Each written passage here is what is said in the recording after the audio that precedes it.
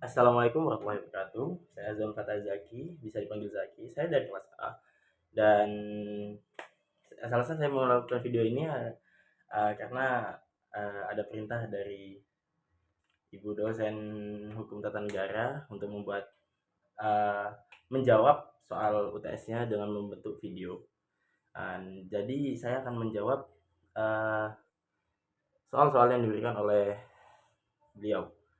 Dan saya akan menjawab dari soal yang pertama, yakni konstitusi adalah undang-undang dasar yang digunakan sebagai pedoman dalam administrasi suatu negara.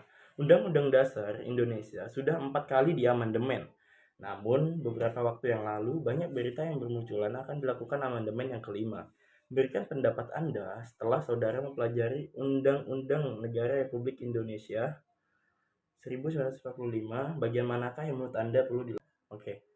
Jadi soal yang pertama ini uh, mempertanyakan seputar amandemen kelima, bagaimana jika amandemen kelima akan terjadi.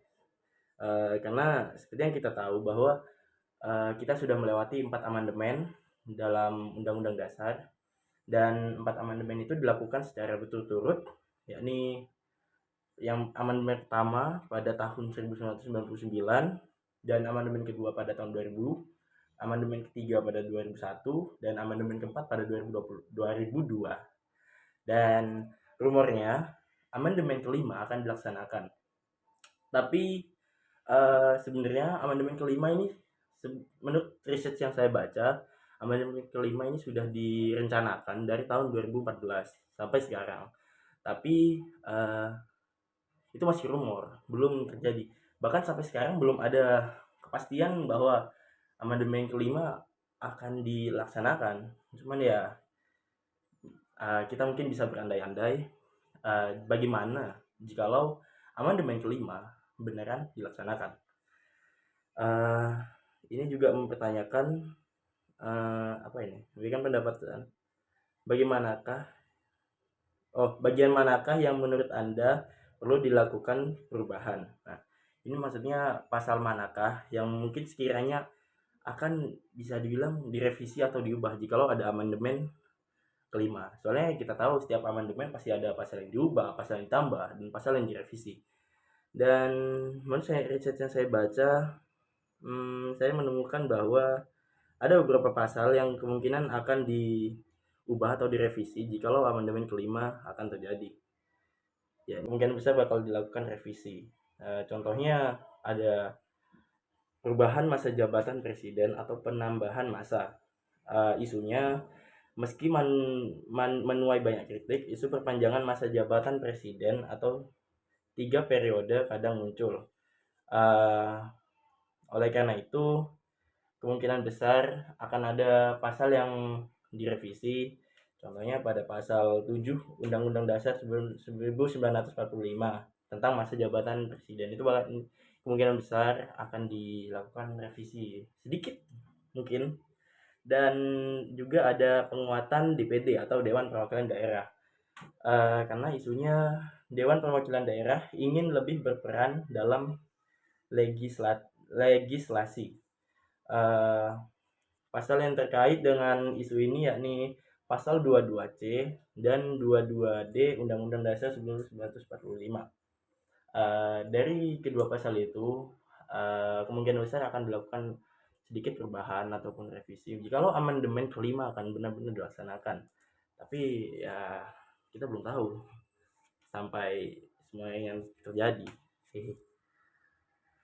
Baik, setelah saya menjawab soal nomor 1, saya akan melanjutkan ke menjawab soal nomor 2, yakni HAM atau sebenarnya tepatnya harus disebut dengan istilah hak-hak manusia atau human rights adalah hak-hak yang seharusnya diakui secara universal sebagai hak-hak yang melekat pada manusia.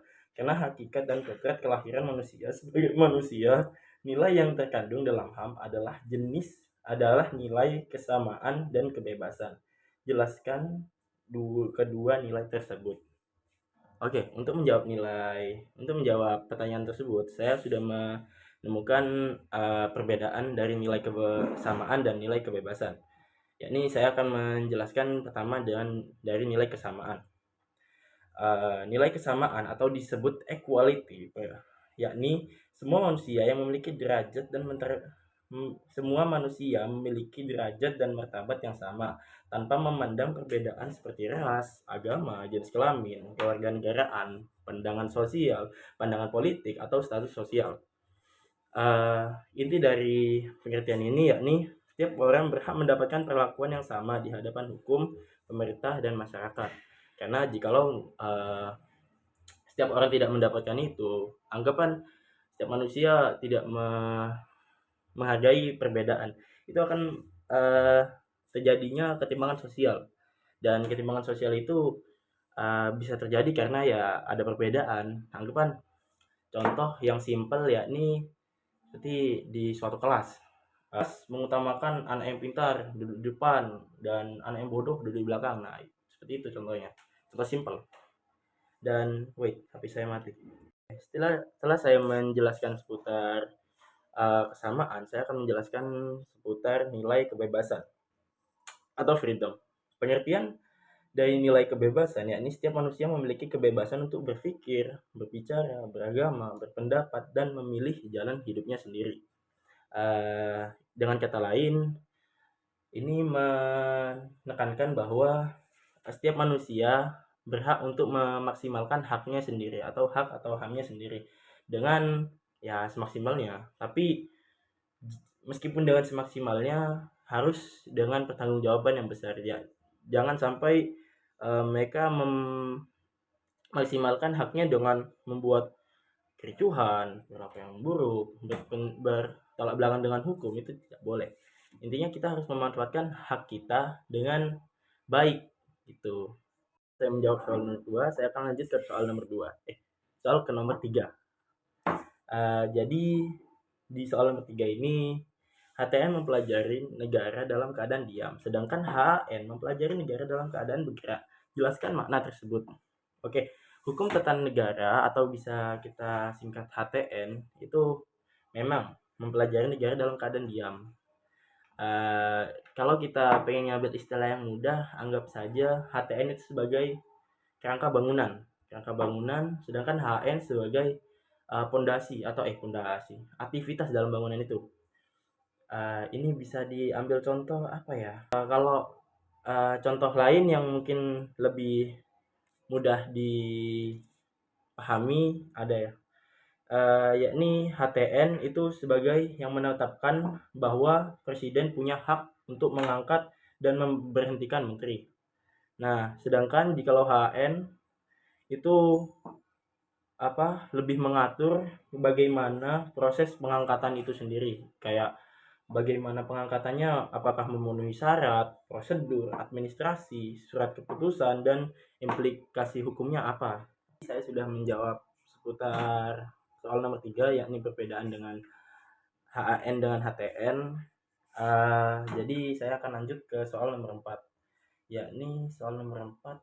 Pemerintahan daerah adalah penyelenggaraan urusan pemerintahan oleh pemerintah daerah dan DPRD menurut asas otonomi dan tugas pembantuan dengan prinsip otonomi seluas-luasnya dalam sistem dan prinsip negara kesatuan Republik Indonesia sebagaimana dimaksud dalam UUD NRI 1945. Jelaskan apa keuntungan dan kelemahan pelaksanaan otonomi daerah dalam sistem pemerintahan daerah. Berikan contoh konkretnya masing-masing. Oke, saya akan menjelaskan yang pertama dari keuntungan otonomi daerah, yakni yang pertama ada pelayanan publik lebih cepat dan efektif. Ya, ini bisa dibilang ya alasan kenapa pelayanan publik lebih cepat dan efektif itu karena jadinya daerah yang menggunakan otonomi daerah itu tidak perlu menunggu perintah dari pusat. Contohnya seperti Kota Surabaya, ini saya mendapat contoh bahwa pemerintah Kota Surabaya bisa langsung membangun sistem layanan kesehatan berbasis digital atau e-health tanpa harus menunggu kebijakan dari pusat. Dan itu lumayan efisien dari segi waktu, pengerjaan dan peresmian juga lebih cepat. Jadinya ya lebih cepat. Dan yang kedua ada pemerataan pembangunan daerah. Dan yang kedua dari keuntungan otonomi daerah, yakni ada pemerataan pembangunan daerah. Ini maksudnya daerah bisa fokus pada potensi lokal, tidak bergantung pada daerah lain. Anggapan ya jangan Bangkalan, Madura. Madura ingin memperkenalkan kebudayaan lokalnya seperti karapan sapi. Kita membuat event besar-besaran yang memperkenalkan atau memperkenalkan karapan sapi ini. Kita jadinya bisa lebih membranding kita, gimana oh gini kebudayaan Madura dan lain-lain. Intinya untuk bisa membranding daerah kita untuk ya bisa dikenal oleh yang lain. Intinya daerah kita bisa lebih dikenal dari segi uh, kebudayaannya, pariwisatanya, kemajuannya, ekonominya, dan lain-lain. Oke, yang kedua, ada kelemahan otonomi daerah. Seperti yang kita tahu, setiap ada keuntungan pasti ada kelemahan. Seperti manusia, tidak ada manusia yang sempurna. Pasti ada kekurangan di dalam diri kita. Asik. Dan saya sebenarnya sebenarnya saya menemukan beberapa kelemahan otonomi daerah, tapi saya akan mengambil dua yang mungkin menurut saya itu penting untuk dijadikan suatu jawaban. Yang pertama ada kualitas SDM dan kapasitas pemerintah tidak merata. Ini maksudnya daerah yang sumber daya manusianya lemah kesulitan menjalankan otonomi daerah secara optimal. Contohnya, beberapa daerah belum mampu menyerap dana transfer daerah dengan efektif karena kekurangan tenaga ahli. Yang kedua, ada penyalahgunaan wewenang oleh kepala daerah. Ya, ini juga termasuk kelemahan otonomi daerah, di mana karena adanya otonomi daerah, jadinya penyalahgunaan wewenang itu berpotensi berpotensi akan banyak dilakukan karena seperti yang kita tahu jikalau ada otonomi daerah jadinya ya pengawasan atau kontrol dari pusat pemerintahan itu semakin melemah dan jadinya ya seperti itu adanya penyalahgunaan wewenang. Seperti contoh yang paling simpel ya seperti korupsi yang dilakukan oleh beberapa dinas daerah, kepala daerah, dan lain-lain. Nah, soal nomor 5 ialah menurut Bagirmanan, unsur negara demokrasi meliputi beberapa hal. Di antaranya adalah adanya kebebasan membentuk perkumpulan, dan B, adanya kebebasan menyatakan pendapat, C, adanya hak suara dalam pemilu. Berikan pendapat saudara apakah unsur-unsur tersebut sudah terpenuhi di Indonesia dan berikan bukti dan dasar hukumnya. Oke, sebelum kita menilai, kita harus memahami apa yang dimaksud dengan ketiga pernyataan tersebut. Yakni yang pertama adanya kebebasan membentuk perkumpulan atau organisasi. Adanya kebebasan membentuk perkumpulan atau organisasi ialah warga negara bebas membentuk partai politik, organisasi masyarakat, dan sebagainya sebagai bentuk partisipasi dalam kehidupan bernegara. Dan yang kedua adanya kebebasan untuk menyatakan pendapat. Ya, ini artinya setiap warga negara berhak menyampaikan pandangan, kritik, dan ide secara terbuka, baik secara lisan maupun tulisan. Dan yang ketiga adanya hak suara dalam pemilihan umum atau pemilu.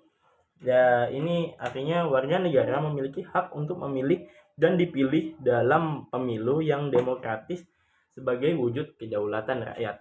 Tiga makna tadi atau 3 poin tadi kita disuruh untuk menilai apakah ketiga poin tadi sudah terpenuhi di negara kita. Yang A, adanya kebebasan membentuk perkumpulan, yakni sudah terpenuhi. Dan alasan terpenuhi itu juga sudah ada dasar hukumnya masing-masing. Untuk yang poin A, adanya kebebasan membentuk perkumpulan, yakni dasar hukumnya ada di pasal 28 Undang-Undang Dasar 1945. yakni isinya kemerdekaan berserikat dan berkumpul, mengeluarkan pikiran dengan lisan dan tulisan. Nah, itu. Dan juga ada pasal 28E ayat 3 yang berbunyi setiap orang berhak atas kebebasan berserikat, berkumpul dan mengeluarkan pendapat. Kedua, adanya kebebasan menyatakan pendapat. Dan ini bisa dibilang sudah terpenuhi, tapi ya ada implementasi sedikit lah. Ada tantangan implementasi. Dan ada juga dasar hukum tentang poin ini ya, di pasal 28E ayat 2 tentang setiap orang berhak atas kebebasan meyakini kepercayaan, menyatakan pikiran dan sikap. Dan juga ada Undang-Undang Nomor 9 Tahun 1998 tentang kemerdekaan menyampaikan pendapat di muka umum. Dan yang C, adanya hak suara dalam pemilu. Ini juga didasari dasar hukum juga, dan bisa dibilang ini sudah terpenuhi juga di negara kita.